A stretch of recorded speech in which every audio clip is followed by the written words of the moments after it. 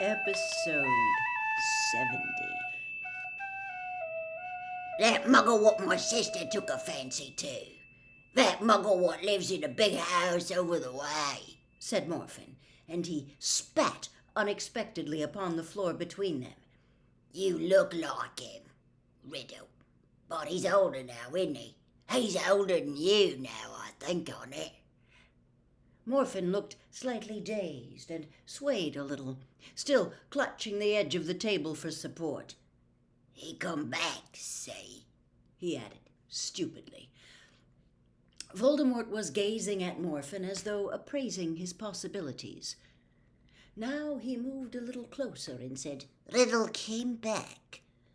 Oh, he left her.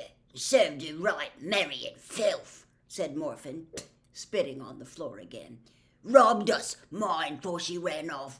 Where's the locket, eh? Where's Slytherin's locket? Voldemort did not answer. Morfin was working himself into a rage again. He brandished his knife and shouted, Dishonor the sheep, you that little slut! And who are you, coming here and asking questions about all that? It's over, isn't it? It's over. He looked away, staggering slightly, and Voldemort moved forward. As he did so, an unnatural darkness fell, extinguishing Voldemort's lamp and Morfin's candle, extinguishing everything.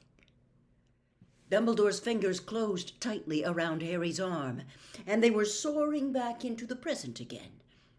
The soft, golden light in Dumbledore's office seemed to dazzle Harry's eyes after that impenetrable darkness.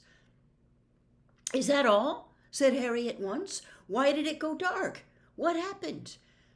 "Because Morfin could not remember anything from that point onward," said Dumbledore, gesturing Harry back into his seat. "When he awoke next morning, he was lying on the floor, quite alone. Marvolo's ring had gone." Meanwhile, in the village of Little Hangleton, a maid was running along the high street, screaming that there were 3 bodies lying in the drawing-room of the big house: Tom Riddle Sr. and his mother and father. The Muggle authorities were perplexed. As far as I am aware, they do not know to this day how the Riddles died, for the Avada Kedavra curse does not usually leave any sign of damage. "The exception sits before me," Dumbledore added, with a nod to Harry's scar. The Ministry, on the other hand, knew at once that this was a wizard's murder. They also knew that a convicted Muggle-hater lived across the valley from the Riddle House, a Muggle-hater who had already been imprisoned once for attacking one of the murdered people. So the Ministry called upon Morfin. They did not need to question him, to use veritaserum or legilimency. He admitted to the murder on the spot, giving details only the murderer could know.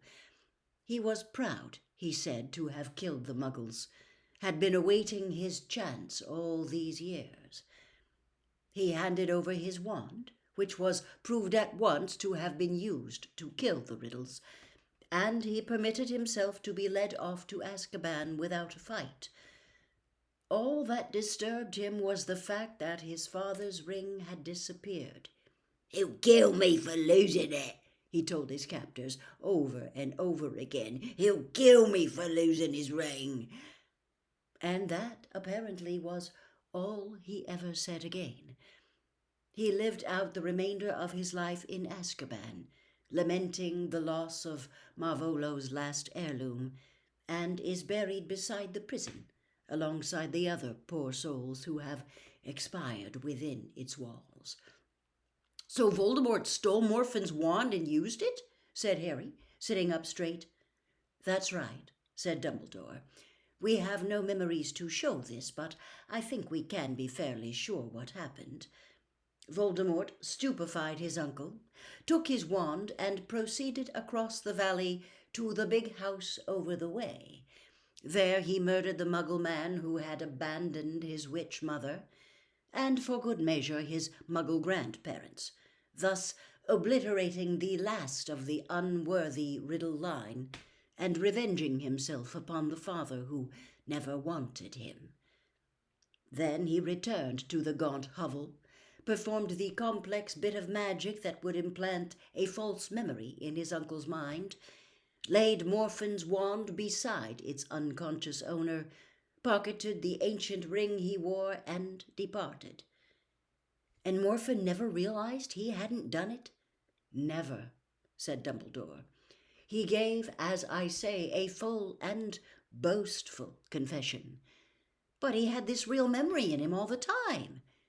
Yes, but it took a great deal of skilled legilimency to coax it out of him, said Dumbledore.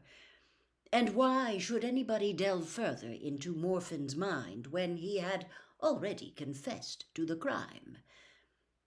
However, I was able to secure a visit to Morfin in the last weeks of his life, by which time I was attempting to discover as much as I could about Voldemort's past.